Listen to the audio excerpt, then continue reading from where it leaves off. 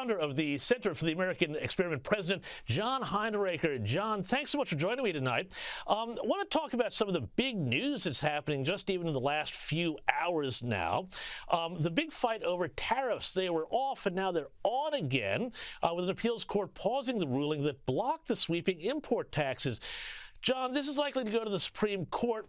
Tell us what the prognosis is for these tariffs, and how does it work that basically the will of a democratically elected president could come down to these justices on the Supreme Court and quite possibly, one or two swing votes. How does this all work? Explain this to your Australian audience here.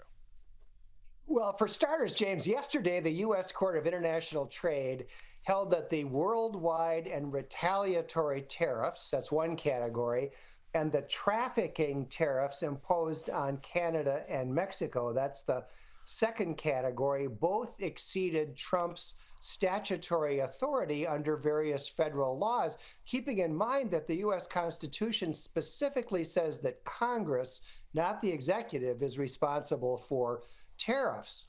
So today, the Federal Circuit stayed that order pending further litigation. So for now, at least, the tariffs remain in place. James, these are complicated legal issues. I've read the opinion, long technical opinion of the Court of International Trade.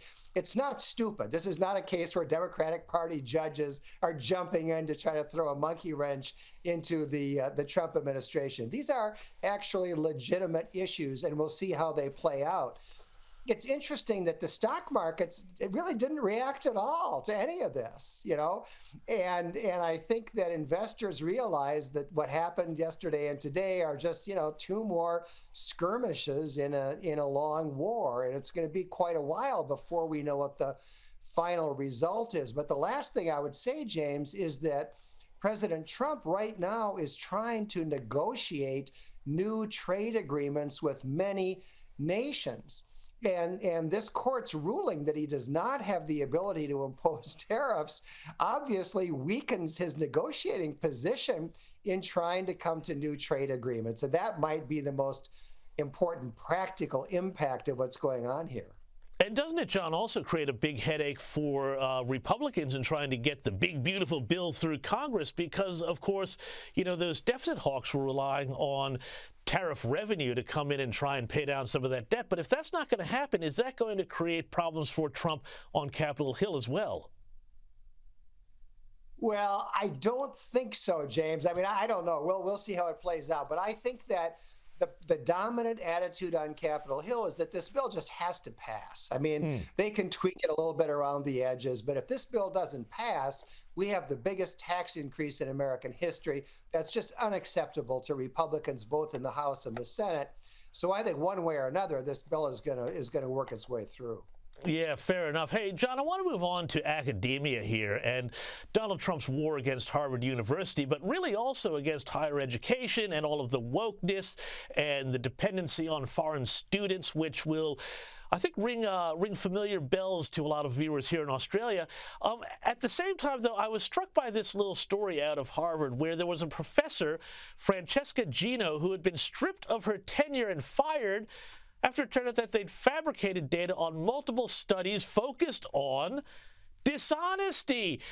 John Hinderaker, the Harvard and all of these sort of higher education institutions, they're not really covering themselves in glory at the moment, are they? Well, they're not. And frankly, James, I think that might have been one of the things that motivated Harvard to actually fire Francesca Gino. She's the first tenured professor that Harvard has fired since the 1940s. And she was kind of a celebrity. She taught at the Harvard Business School. She was the fifth highest paid employee of Harvard University, making over $1 million a year. And as you say, it's really ironic. She was an expert on dishonesty and honesty. and now the claim is made that there's fabricated data in various reports that she authored and co-authored. But I think the broader point here, James, is that there's a real crisis in the social sciences. People have found that more than 50% of all the findings being reported in social science papers are not reproducible. You run the same experiment, you don't get the same results. Well, if findings are not reproducible, it's not science. It's not science. It's not science. And there is a lot of fraud going on in the social sciences and even in the hard sciences. And I think that's the bigger subtext of this story. Yeah, no, I think it's fascinating, and I think the other sort of fascinating aspect to this, too, is the fight against universities over the issue of foreign students. And, of course, obviously these universities get huge amounts of money from them, but particularly when it comes to students from China, where there are claims of industrial espionage and, political interference and stealing American state secrets and things like that. This, I think, has a very big impact because it also ties into the tariff fight with China. Tell us a bit more about that. Well, that's right. I mean, one of the things that Secretary of State Marco Rubio is doing is reviewing student visas, and he's canceling student visas of people who engage in pro-Hamas protests and the like. But there are multiple scandals here. There have been many, billions of dollars given to American universities by foreign countries, mostly China and Middle Eastern countries, that have not been reported by the universities as required by law. There are frankly, some pretty unholy relationships between these major elite universities and foreign governments. And one fundamental point here is that a university like Harvard gets billions of dollars in American taxpayer money, but they don't think that they are an American institution. They don't care. The last thing they care about is American taxpayers. They think they are a global institution, and they train their students to be citizens of the world. And I think Donald Trump properly questions whether there's any reason why American taxpayers should be subsidizing these operations to the tune of many billions of dollars. Well, it's a big problem here too, John. But before I let you go, I want to bring up a hilarious item you had on your Powerline blog exposing how ridiculous the New York Times is at the moment. You included a screenshot from the New York Times which clearly shows their bias against Trump, with all of these hysterical stories all about, how terrible Republicans are and all the horrible things that they're doing. Tell us about this and this other great institution, or once great institution, the New York Times, and how far off the rail it's gone with its Trump derangement syndrome.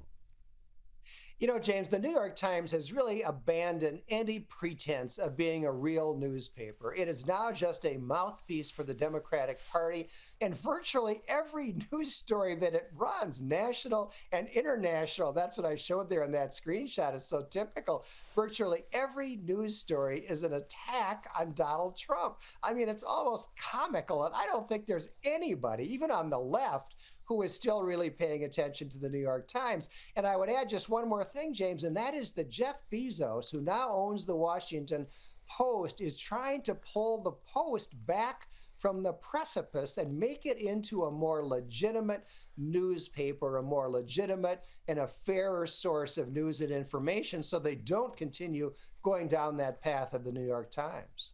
Well, John, I had a look at the Washington Post homepage before we came on here, and I think Jeff Bezos still has a little bit of work to do on that, but we will stay ever presently tuned. John Hinderaker, thanks so much, and check out his stuff on the Powerline blog.